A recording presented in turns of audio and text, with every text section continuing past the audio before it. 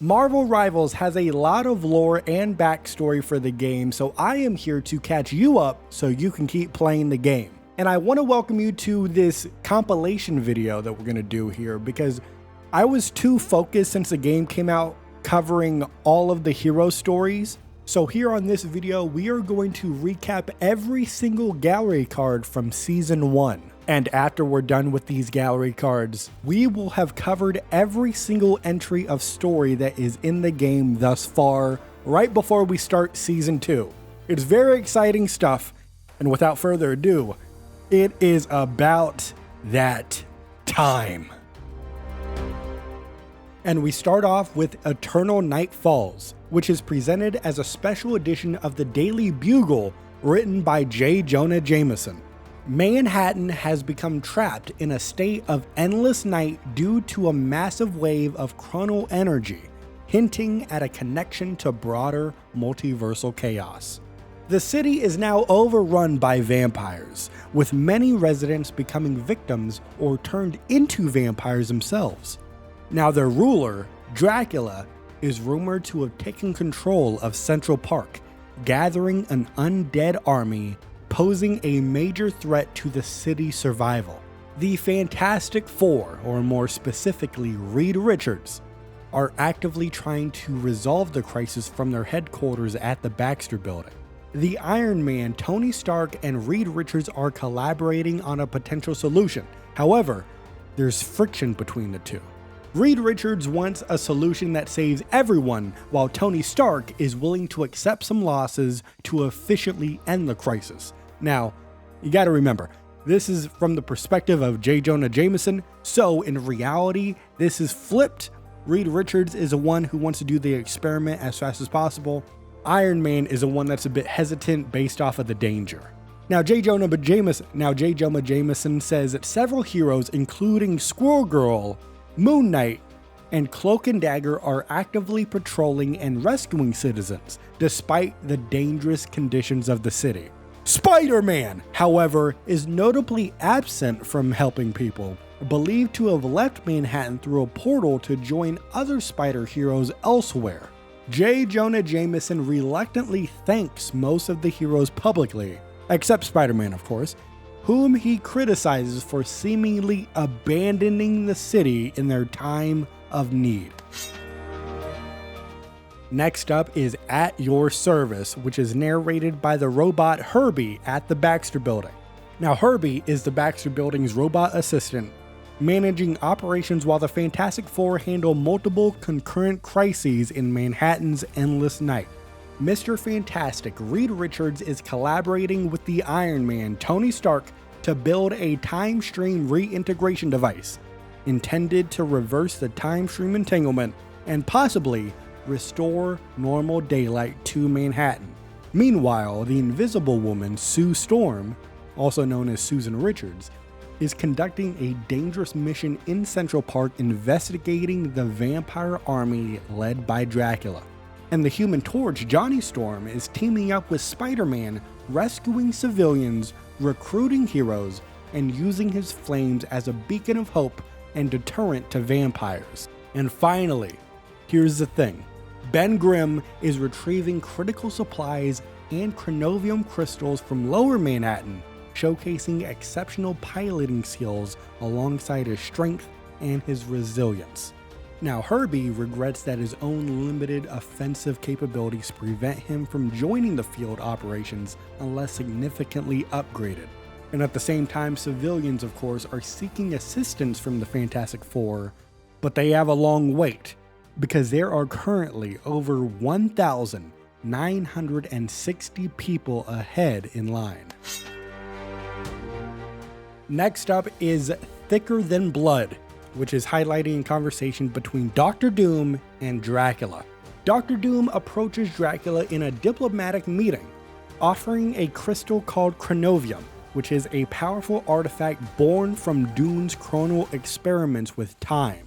Doom explains that chronovium crystals contain pure temporal energy, formed when space and time unraveled and restabilized due to Dr. Doom's own catastrophic experiments. Dr. Doom theorizes that combining Chronovium with a single drop of Dracula's immortal blood could grant complete control over localized time, allowing for perpetual darkness.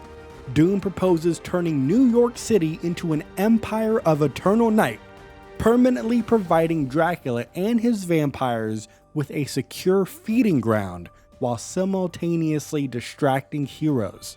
Doom then hints at a greater plan, suggesting that Dracula could use the Chronovium's power alongside the mystical vampiric verses from the Book of the Darkhold to allow vampires to walk safely in daylight.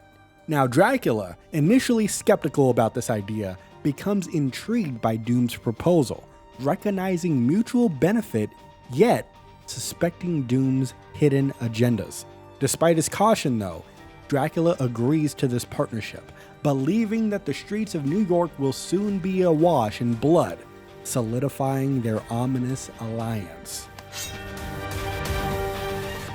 Next up is Ancient Game, which is narrated by Bats, who is Doctor Strange's ghost dog companion. Dr. Doom attempted to obtain the mystical spellbook known as the Darkhold, but Doctor Strange hid it by casting it into a rift between realities for protection. During this chaos, Doctor Strange became temporarily trapped in the astral plane, where he discovered that the Darkhold had fallen into the hands of Khonshu, the Egyptian moon god. Khonshu is aiming to use the Darkhold to destroy the vampire infestation plaguing New York City, but at the cost of thousands of innocent lives who had been unwillingly turned into vampires. Khonshu had captured Doctor Strange and tried forcing him to cast a devastating spell. However, the Scarlet Witch advised Doctor Strange that Khonshu had a weakness for playing the ancient Egyptian board game, Senet. Now Strange cleverly challenged Khonshu to a game of Senet, knowing that Khonshu had historically lost important matches before, most notably to Thoth, costing Khonshu his radiance and causing lunar cycles. Now, using his insights unintentionally given to him by Dr. Doom, Doctor Strange outsmarted Khonshu, winning back the Darkhold and his freedom, thus saving countless lives in New York City. Despite his usual avoidance of frivolous games, Doctor Strange's risky gameplay turned out to be a critical move in the ongoing battle to protect reality.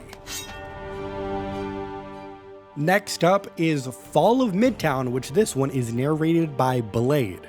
And this narration of Blade is being narrated by Blade. It's a crazy paradox that we're dealing with here. Now, Blade returns to New York City upon hearing that Dracula has cast a powerful spell, plunging Manhattan into perpetual night, which is, of course, ideal for vampires. Dracula's permanent darkness removes Blade's primary advantage as a half-vampire who usually hunts in daylight. Blade goes directly to Central Park to confront Dracula, fighting alongside Spider-Man and the Human Torch, but is ultimately ambushed and captured by Dracula himself. Dracula imprisons Blade in a dungeon beneath his Central Park fortress, acknowledging Blade as his most significant threat and taking him out first. However, shortly thereafter, Dracula also imprisons Ratatoskar, the enchanted Asgardian squirrel, whose magical horn can kill even immortal beings, further securing Dracula's position as the current ruler of New York City. With Blade and Ratatoskar neutralized, Dracula's vampire army dominates New York City unchecked, despite ongoing resistance from other heroes. Blade, chained and awaiting rescue, reflects that until someone can free him, Dracula's grip over Manhattan remains dangerously strong. Next up is Midnight Missions, which is narrated by Moon Knight as a prayer to Khonshu. Now, as he prays, Moon Knight details his fight against Dracula's vampire army in New York City, which is now trapped in endless night. He formed a ruthless vigilante group known as the Eternity Knights, alongside Iron Man Tony Stark, believing traditional heroes were unwilling to take the necessary, harsh actions against vampires. Moon Knight and Iron Man accept collateral damage as inevitable in their war. unlike the Fantastic Four and other idealistic heroes. The Eternity Knights include the Wolverine, the Winter Soldier, and a new, skilled vampire hunter wielding a giant sword. Iron Man creates specialized new armor infused with chronovium, allowing brief manipulation of time, designed with a darker, gothic aesthetic to intimidate the vampires. Moon Knight recently encountered a mysterious figure in white armor leading a rival Empire faction, potentially preparing to challenge Dracula's leadership. Despite questioning Khonshu's attention or even care about the matter, Moon Knight remains fiercely loyal, committed to protecting travelers at night and continuing Khonshu's harsh justice. Next, we have Turning the Pages. Dr. Stephen Strange and Mr. Fantastic Reed Richards have nearly completed gathering the scattered pages of the Darkhold, now infused with powerful chronal energy. Their goal is to complete this book and use these pages of forbidden spells to activate the time stream reintegration device, reversing the catastrophic time stream entanglement. However, the Iron Man Tony Stark interrupts remotely, and on this call he begins to object to Reed and Doctor Strange activating the TRD prematurely before they have every critical Darkhold page. The two spells in this Darkhold that are missing that are vital are the Montesi formula and the vampiric verses. Mr. Fantastic insists they must proceed due to the urgency of the matter, while Iron Man fears that incomplete use of the TRD could cause greater damage to the multiverse. And at this point, Iron Man physically intervenes in person, attacking the two to prevent the activation of the machine. Mr. Fantastic then blocks Iron Man's entry into the room, suffering injury but protecting Doctor Strange and the pages of the Darkhold. However, during this fight, Iron Man's point about the incomplete pages and the risks involved in activating the TRD without them forces Reed Richards to doubt his calculations for the first time, and then he admits that he is uncertain about their next steps, that they are not going to go through with this plan. Next up is Star Turn.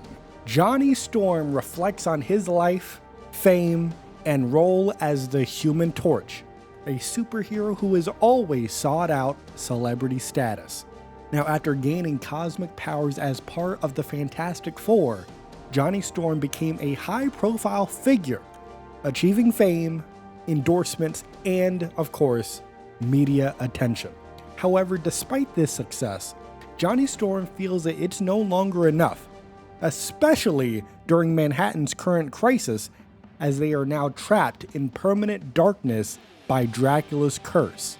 Dozens of heroes not only struggle with hordes of vampires in New York City, but they also struggle with eternal conflict, as Johnny Storm feels increasingly burnt out by endless battles without resolution. His sister, the Invisible Woman, also known as Susan Richards, also known as Sue Storm, plans a direct assault on Dracula's castle to end this crisis. And of course, Johnny Storm volunteers to provide a necessary distraction to help that plan. His plan is to push his powers to the ultimate limit, creating a supernova event to replicate sunlight, destroying countless vampires and giving Sue's team a fighting chance. Acknowledging the significant risk brought upon this plan and even potential death, Johnny is ready to make the ultimate sacrifice, determined that if he goes out, it will be as the unforgettable star he was always dreamed of becoming. And now we are here at the end, the final gallery card of Season 1. This is Plans Within Plans.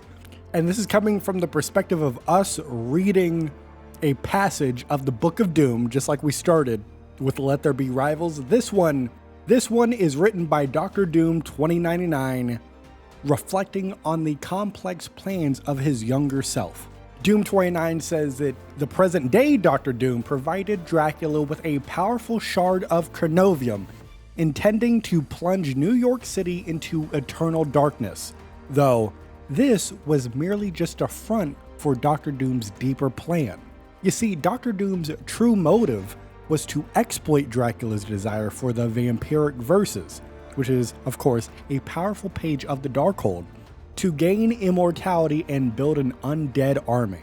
Secretly, the present-day Doctor Doom aimed to harness the immortality granted by the vampiric verses, channeling it through Chronovium to create an even stronger form called Pure Blood Chronovium, with the intention of this crystal of Chronovium being capable of rewriting time itself. Now, that's not just the whole plan. You gotta have a failsafe, right? So Doctor Doom, in order to avoid suspicion from heroes like the Sorcerer Supreme Doctor Strange and gods such as Khonshu, who are familiar with the Darkhold and who will at some point sniff out what Doctor Doom is trying to do, Doom manipulated Dracula and allowed heroes to battle vampires unknowingly, eventually even helping heroes defeat Dracula once the crystal had absorbed enough immortal essence. Now, Doom 2099 acknowledges his younger self's scheme succeeded perfectly, admitting admiration for his intricate plot. However, Doom 2099 implies that he has even grander plans than that of his past self, suggesting that this event is just one small step in an ongoing series of manipulations and power as they move through time. And the passage ends with Doctor Doom writing, "Now, if you will excuse me, Doom has a gala to attend." And that, my rivals, are all of the Season 0 and Season 1 gallery cards. We are now officially caught up with all of the story entries thus far. Apart from, there's some story developments within the dialogue of the gameplay and such, but the actual pieces of story that they put out, we have covered it all. All of the gallery cards, all of the hero stories so far, we are caught up. Man, it's been 5 months and we're finally here. Now, before we head out, I do want to talk about how we're going to proceed with all of this moving forward, because since we're caught up, things are going to change. Now, if you've been watching my videos for basically since the game came out, you saw like a dramatic shift in how I covered the stories individually. I would say like the first half of the character stories we covered were just me basically recapping the stories in real time and processing them in real time with you. And then I didn't really like how that was going because people started asking me questions about the lore that I couldn't really answer. So I took a bit of a break. I read the rest of the stories. I understood the stories, and then I was recapping the stories with more knowledge of what's happening. And because of this change in format, the earlier videos, after we read the story, we recapped it. There was some speculation. We had a little bit of a discussion at the end of the videos. And then that kind of went away because there wasn't much speculation to be had because I kind of knew what was going on. And I was just withholding the information not to spoil future stories. But now that we're caught up, and then all we're going to do is cover the new stories, we're all going to be in the dark. And it looks like all of the hero stories, like chapter 2 and 3 for everybody, are not going to be coming out all at once like they did with chapter 1. So there's likely going to be some breathing room between all these stories. So I think we're going to go back to that old format we were doing at the start. I'm going to recap all of the stories individually, of course. And then after that, we're going to speculate all together. It's going to be a lot of fun. We're going to put it in the context of what's happening in the overall story, predict what's going to happen later on. So I just want to give you a little bit of a heads up on the different format we're going to be going back to once Season 2 drops. Videos are going to be a little bit more casual, a little bit more discussion based. It's going to be more of a conversation between you and I, the viewer, and the content producer. Because I'll be honest with you, if I could be vulnerable, catching up on these stories has been a lot of work, of course. It's the later part wasn't that much fun to me. Like covering the stories and making the videos is fun, but removing that speculation and that discussion part of it wasn't that fun, because that's the real fun part, is just engaging and talking and, oh, this Easter egg may connect to this one. I wasn't really able to do that because I was too focused on trying to catch up. So I'm very excited. Now we're just going to cover all of the stories as they come out. We're not going to fall behind. It's going to be a great time. I'm very excited. So moving forward, every time a new hero story drops, we're going to do that story explained series as we usually do. I'm not going to read the stories word for word, but we're going to spend like 8, 10, 12 minutes recapping the story beat by beat and discussing it while we're going through it. And we're also going to do the same for future gallery cards. We're not going to do another batch video like we're doing right here. As we go through the gallery cards, as I unlock them, I'm going to make videos about them. So we're going to go through them like that in order. And as we're going through the stories, that's what we're going to talk about where they fit into the timeline. So thank you so much for watching this video. We're finally caught up. Season 2 is right around the corner. I hope you're excited because I'm very excited. Yo, Hellfire Gala is the next season. Are you kidding me? Oh man, what are your thoughts on that? Go down, let me know in the comments. While you're down there, please leave a like on the video. I would appreciate that. It helps it reach more people, pushes it out to more people. I appreciate that very much as always. And on top of all of that, I thank you so much for watching. But you have to remember, even though I thank you for watching, you and I, we are rivals till the end. And it doesn't matter if you spend $10,000 to buy me a suit that I could wear to the Hellfire Gala next season. I am never going to forget that.